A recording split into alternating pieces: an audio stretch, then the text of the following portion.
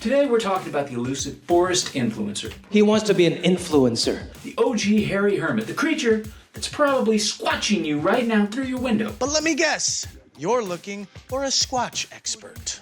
That's right, the classic, the great one, the podiatrist wet dream, Bigfoot. Before we get into today's squatchy video, please hit that subscribe button. It really helps us out. So what exactly is Bigfoot?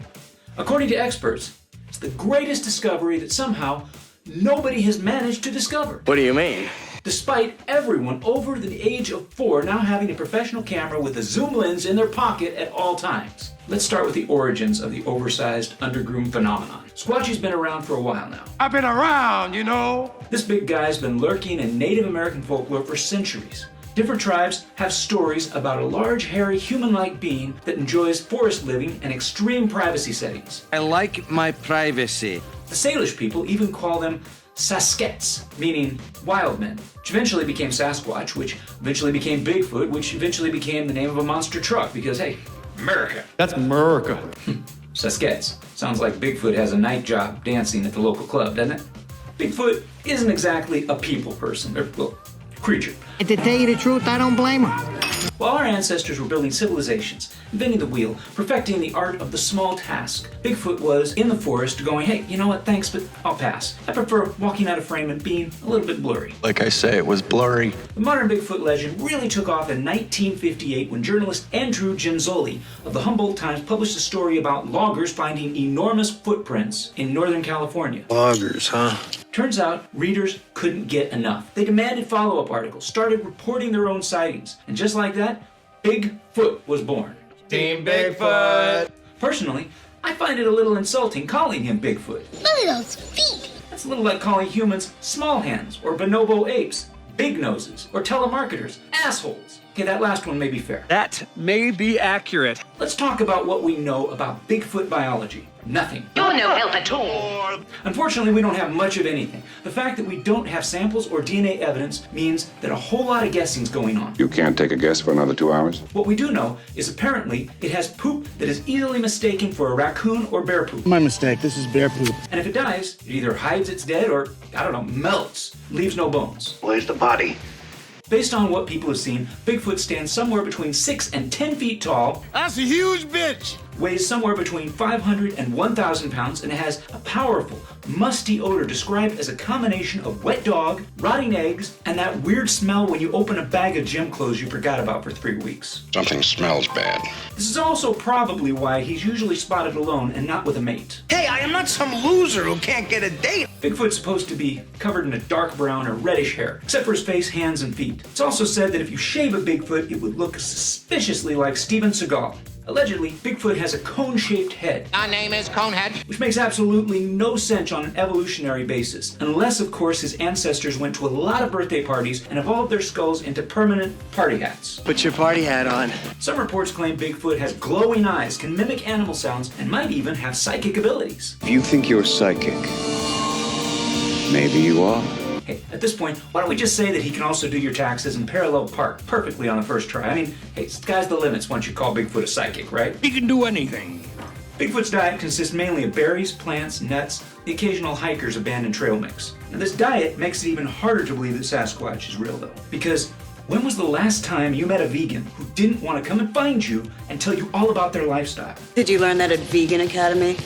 Now, no confirmed attacks on humans have ever been recorded, but people have said that Bigfoot does like to throw rocks. You won't be throwing rocks at my John Thomas. So, we can assume from that, he does not live in glass houses. Let's get to the evidence. What evidence have you got? And by evidence, I mean 2 of the most famous encounters. Absolutely, probably, maybe, sorta, kinda, possibly happened. You sure about that? First up, the holy grail of all Bigfoot sightings. I'm talking about the Patterson-Gimlin film from 1967. Picture this. Roger Patterson and Bob Gimlin, 2 cowboys from Washington State, are out horseback riding near Bluff Creek, California. What we got now is Brokeback Mountain. It's October 20th, 1967. Beautiful day for taking your 1960s era video camera into the hills and recording blurry videos of, I don't know, just anything you might see that day. It's an amazing coincidence. According to Gimlin, who was still talking about this 50 years later, they were just riding along when they spotted something moving. He said to Patterson, "Hey Roger, there's a bear over there." It's not a bear. Patterson, clearly the Bigfoot enthusiast of the duo, immediately replied, "That's no bear, that's Bigfoot." Gimlin, being a skeptic, said, "Nah, that's a bear." You're full of shit. Patterson, sticking to his guns, replied, "No, that's Bigfoot." So they rode a little closer to get a better look. I guess their logic was, hey, if it's a grizzly, it may kill us if we get too close. But if it's a Bigfoot, it may kill us if we get too close. Let's get closer. Let's get closer. When they got near, Gimlin changed his mind. Hey, I guess it is a Bigfoot. Patterson jumped off his horse and started running after it with his camera, while Gimlin stayed on his horse and decided not to chase the 600-pound, 8-foot-tall murder beast. You go on ahead, and I'll catch you up later. Clearly the smarter of the two. And thus was born 59 seconds of the blurriest, shakiest, yet most over-analyzed footage in cryptid history. We've all seen it. The film shows what appears to be a large, hairy, female creature I don't want to play the gender card right now. named Patty. It's Patty. Because, I don't know, maybe it looked a little like an ex-girlfriend of Patterson's. Patty walks across the sandbar and slowly turns to give the camera a glance that says, "I just started an OnlyFans account called Big Feet." I'll pass. Scientists have spent decades analyzing this footage, with some saying it's just a person in a costume. Well, it's not a costume. Some say it's Dwayne "The Rock" Johnson before he started manscaping. Do you smell what The Rock is cooking? Some say it's a space alien cosplaying as a human in an intergalactic version of Comic-Con. You guys are into some heavy cosplay. And still others are confident. Oh, there's a Squatch! There really is a Squatch out here. Our second legendary encounter takes us back to 1924 in what became known as the Ape Canyon incident. Fred Beck and 4 other gold prospectors were working near Mount St. Helens, Washington, I'm on my way to a volcano. when they claimed they were attacked by several ape men. According to Beck, they had noticed large footprints around their cabin for years, Dirty bare footprints circling each other.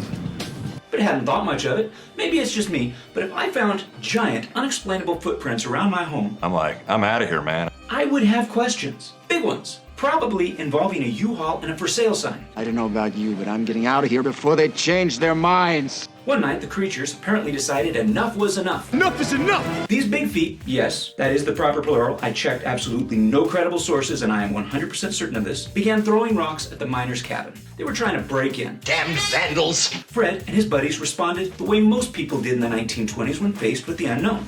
They started shooting randomly in the dark and shouting horrible things that would definitely get them canceled in 2025. It was a firefight! They claimed they wounded one of the creatures, which fell off a cliff with a scream that sounded a lot like, "I was only trying to sell you Girl Scout cookies!" The attack lasted through the night, with the miners barricaded inside their cabin in the woods. The cabin in the woods. The next morning, the miners got out of there quick, abandoning their supplies because, as Hank wisely put it, better lose them than our lives. The area was later named Ape Canyon, and locals in 1924 felt 100% certain this was the worst thing that would ever happen so close to Mount St. Helens. Do you want to tell them? Fred Beck later wrote a book about the encounter, suggesting the creatures weren't flesh and blood, but spiritual beings. Yeah, something spiritual. Spiritual beings who threw rocks at cabins and fall off a cliff when they get shot. Thanks for clearing that up, Fred. That really got out of hand fast. So what can we conclude from all this? He's a legend. Is Bigfoot real? Well, for something that supposedly weighs half a ton and stands taller than a basketball player, That's a huge bitch! Bigfoot has managed to leave behind remarkably little evidence. No bones, no definitive DNA, not even a Bigfoot Instagram account. There's no Instagram. Yeah. The scientific community generally considers Bigfoot to either be a combination of misidentifications, hoaxes, folklore, or the world's most successful hide-and-seek champion. Ollie, oxen free! But here's the thing. People love Bigfoot. Bigfoot right here in our own backyard. There are Bigfoot museums, Bigfoot festivals, Apparently, the Bigfoot is very popular right now. Bigfoot research organizations, and enough Bigfoot merchandise to outfit every hipster in Portland. We've got everything to satisfy your Squatch needs. And while we have no evidence, we do have literally thousands of people who have seen something. Can all of them be wrong? You know, there are a lot of dumb people out there. Why does this legend persist?